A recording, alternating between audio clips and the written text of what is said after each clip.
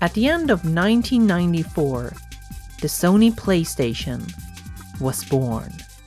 Following an evocative Ich-ni-san ad campaign, the Japanese release date was simple, catchy, and memorable.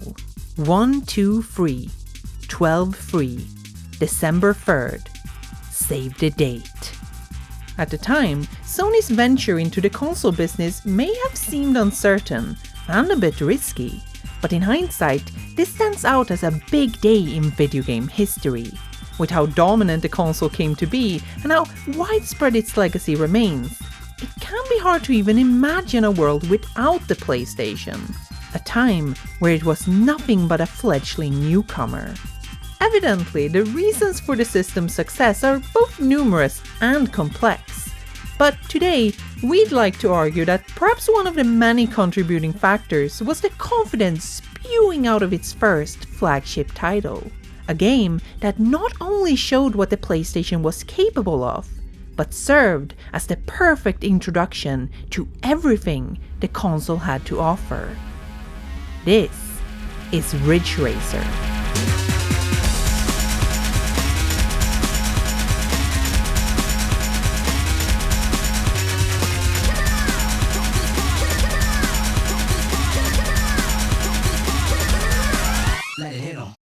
On that fateful day in December 1994, owners of their spanking new PlayStations would have had a choice of 8 different games, all providing their own unique experiences to satisfy a wide range of tastes. These were all interesting games in their own rights. However, the big standout was easily Namco's entry at the starting line, the aforementioned Ridge Racer. That's at least the one I would have gone for, together with Tama, of course, because that game is neat as all heck. Now, to fully understand why Ridge Racer was such a big deal, we need to turn back the clock a bit further. During the arcade days, one of the most popular and universally pervasive mainstays was the racing genre. Ever appealing and easy to grasp, these games could provide immersive thrills and spectacle to audiences in a familiar package. As such, it's not hard to see why these luxurious cabinets would often be the testbed for the latest advances in computer technology. For years, Sega and Namco had been involved in a proverbial arms race of graphics pushing, constantly trading blows back and forth. Eventually, this resulted in the impressive polygonal marvel of Sega's Virtua Racing in August 1992, a Formula 1 racer with sharp, flat-shaded models that remain iconic to this very day. In retaliation, Namco struck back hard with Ridge Racer in October 1993, which firmly upstaged its competitor with full texture mapping. The difference is night and day. In one fell swoop, Ridge Racer made Virtua Racing look like an unpolished block toy. This was on another level altogether. Ridge Racer was a stride towards the future, bringing an extra layer of lifelike polish to its virtual spaces. As one of the flyers put it, this was super realism. Beyond realism. This certainly made an impact. While the creators of Virtua Racing AM2 were developing their next racing game, Daytona USA, orders from higher up at Sega were firm. Make something better than Ridge Racer. Thus, by 1994, the two hottest racing games in arcades were Namco's Ridge Racer and Sega's Daytona USA. This was significant in the lead up to the release of the next console generation by the end of that year.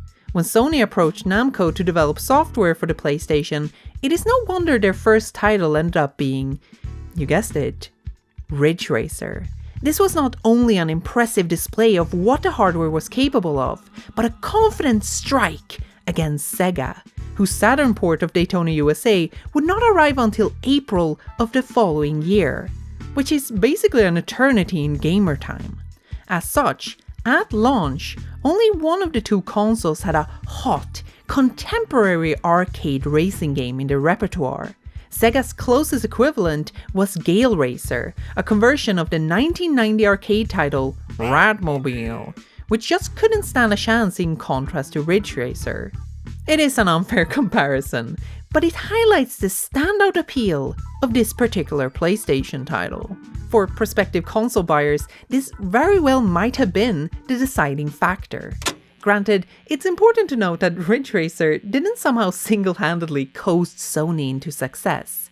For example, Sega had an arguably greater ace up their sleeve with the 3D fighting game Virtua Fighter, which didn't see a true Sony equivalent until the following year with Battle Arena Toshinden, and later on, Tekken. Really, in the first weeks on the Japanese market, the Saturn had the edge over the PlayStation in regards to sales. However, despite this, Ridge Racer's presence cannot be understated. In particular, its role as more or less the de facto SLPS 00001 first PlayStation game is felt throughout the entire experience. But perhaps particularly from the very moment you boot it up. You pop in the fresh CD like so, switch the high-tech machine on, watch the coolest opening BIOS ever, and get ready to experience one of the most advanced games of its time.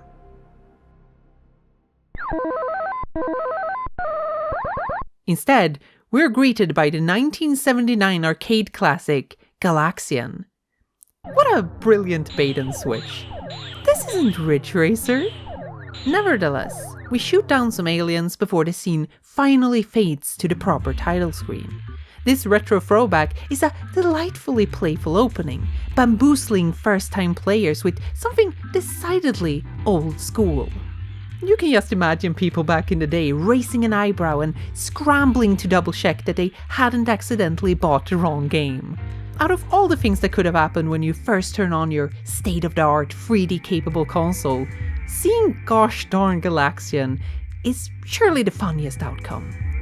Of course, this peculiar nod to the past isn't just there to trick players and evoke the passage of time. It's a forward-thinking solution from the developers in their approach to the then fairly new CD format. With it being one of the launch games for the PlayStation, it's not surprising to learn that Ridge Racer was developed under tumultuous circumstances. With the project beginning in April of 1994, the developers had little more than half a year to fully reconstruct and adapt the original arcade title for different hardware. This is no small undertaking, and it wasn't helped by the fact that Sony themselves were kinda scrambling to get the PlayStation itself ready. Some ideas simply had to be left out. For example, Namco had wanted to implement the funky link-up feature to enable cross-console multiplayer, but were unable to, as the function straight up wasn't ready yet.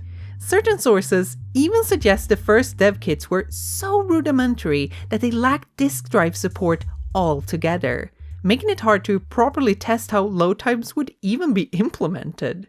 Load times in general were a sore spot for the CD format. Players at the time would have been used to the near instant read times of cartridges, making the jump potentially jarring and unappealing. Yet, in contrast to cartridges, CDs offered vastly larger storage capacities at a fraction of the price. Understandably, the team at Namco took this as a serious concern and were thoughtful about making Ridge Racer run as smooth and painless as possible. And they had to come up with a solution fast. The best idea was to simply have the entire game read into the RAM at once with a single load time. And even then, they felt the need to mask the surprisingly brief boot up. As such, we have the quirky Galaxian intro, distracting players with something simple to fiddle with while the full game loads in the background. It's an awfully clever idea, honestly brilliant. It's effective to this day. Somewhat infamously, it was such a unique and resourceful concept that Daddy Namco immediately patented it for the following 20 years. Yay! On a side note, this feature meant that once Ridge Racer was loaded, it no longer needed a game disc for more than reading audio tracks. So you can actually swap out the CD for a music album if you want, to play your own tunes. The March 1995 issue of GamePro made note of this, and ever since it's been touted as a cool Easter egg. Even though it's probably unintentional and also doesn't really work. The timings are all off. You have to check for yourself. It's still cool though. I mean, can your Super Famicom do this? I bet not. Nevertheless, the peculiar Galaxian opening delights us to this day and creates a striking juxtaposition to the main experience. An authentic revisit to the past, an impressive approximation of a contemporary arcade marvel, a promise of the console's long future. As such, Ridge Racer encapsulates past, present and future, firmly framing itself as a new chapter in gaming history. Whether you agree with that notion or not, it's hard to deny the various ways Ridge Racer leans into this idea. The past is evoked not just in the Galaxian opening, but through the labeling and naming of the cars, taking after classic Namco arcade games like Galaga, Bosconian, Xevious, Mappy, Fighter and Attacker, and Solvaloo. The present, in turn, is evoked through the game's ambition, bringing one of the most advanced arcade titles of its time to a home console. Ridge Racer is what's hot. It is here. It is now. Or was, I guess. Lastly, the future is felt in Ridge Racer's ambassador role as the de facto first PlayStation game, suggesting what players could come to expect from the console. Fast 3D graphics, crisp textures, delicious wobbling, Redbook audio, a new era for racing games in the home, the first of 4 Ridge Racers on the console itself. Additionally, Ridge Racer has a peculiar relationship to its own future. On launch, you could only play it with the classic pre-transition PlayStation digital controller. However, within a month, Namco dropped this bad boy, the Negicom. With its clever twist mechanic and 4 analog buttons, the racing experience could be made even more arcade accurate, allowing for precise controls not possible with the standard controller. Ridge Racer came pre-equipped with full Negicon compatibility, with extra menus and options that don't show up unless you plug it in. In a way, Ridge Racer's anticipation of the Negicon suggested how the PlayStation experience could come to be modified with further new peripherals. There is no shortage of funky PlayStation accessories made for super specific purposes. But likewise, the console famously adapted over time, implementing bulky joysticks into a single dual analog controller, which was more or less the default standard by the end of its life. All of this is felt within Ridge Racer. Really, what more could you ask from a flagship launch title, welcoming its parent console both literally and symbolically by fully believing in it? From the get-go, the PlayStation was confident in its place in video game history and its bright future. In reframing an arcade hit, Namco were able to convey this idea, and it still shines through. Of course, Ridge Racer isn't just utopian, clever and technically impressive. Despite 3 decades of racing games outpacing it since its initial release, Ridge Racer still stands the test of time as a fairly enjoyable experience. And I mean, I'm not naming names here, but some people would definitely say that it's, coincidentally, the best game ever made. Owing to Ridge Racer's nature of being fully 3D, there is possibility for more detailed maneuverability and spatiality than in previous console racing games, which had to rely on flat projections of their tracks. This is primarily noticed in the focus in drifting, allowing players to manipulate the car's controls to pass tighter corners and maintain their speed. It's a bit tricky to get the hang of at first, but when it clicks, Ridge Racer is a real fun game to master. We recommend using the first-person view, as the adjusting of the swerving car becomes way more intuitive. In fact, this more or less popularized the drifting concept in arcade racers, which helped pave the way for future classics. So the impact is certainly palpable. I mean, you don't get the splendor of Outrun 2 without a little injection of Ridge Racer, that's for sure. A lot of noise has been made about the game's supposed lack of content in comparison to later games in the genre. But truth is that Ridge Racer is feature complete. Despite the fact that there is only one track, Ridge City, the game still manages to make full use of it. With different difficulty variations, extra challenges where you play the track backwards, as well as cool little secrets and unlockables to further modify it, there is more than enough variety to spice up this one location. You can even turn around at the starting line and ram through this wall to play the track in mirror mode. How neat isn't that? Giving the game your full attention, you'll find that it's also quite a formidable task to fully complete. With time, you will gain more and more familiarity with Ridge City, in the same vein you would slowly learn any other arcade game. The crux with Ridge Racer is that arcade origin. It is meant to be played continuously, to be mastered. It was made to be endlessly replayable. For that reason, it's telling how it's always a welcome surprise whenever Ridge City returns in future games. Even though we've run through this course innumerable times, we've yet to grow tired of it. And that's what Ridge Racer is. It's a focused experience that equals itself with its carefully selected parts. It didn't need to be more than what is already in this neatly wrapped package. We should still enjoy it for being so crystal clear in its intentions. With time, that has only made it more memorable, more iconic. Is it any wonder then that when the PlayStation 2 released, there was yet another Ridge Racer game to greet it? Or that the same happened with both the PlayStation Portable and the PlayStation 3? It was a no-brainer. This is why Kaz Hirai yelled Ridge Racer with excitement. It's why Microsoft aggressively wanted Ridge Racer 6 as an Xbox 360 launch title. Ridge Racer meant something for a new console. And even though that tradition eventually fizzled out, the once punctual presence of this series surely wasn't for naught. The game undoubtedly made an impact, and to this day, people still associate PlayStation and Ridge Racer together. It stands as a classic in the racing genre, an obvious milestone in game history, and the best game to play on your brand new PlayStation. Wow! Thanks for watching Transparency Boo!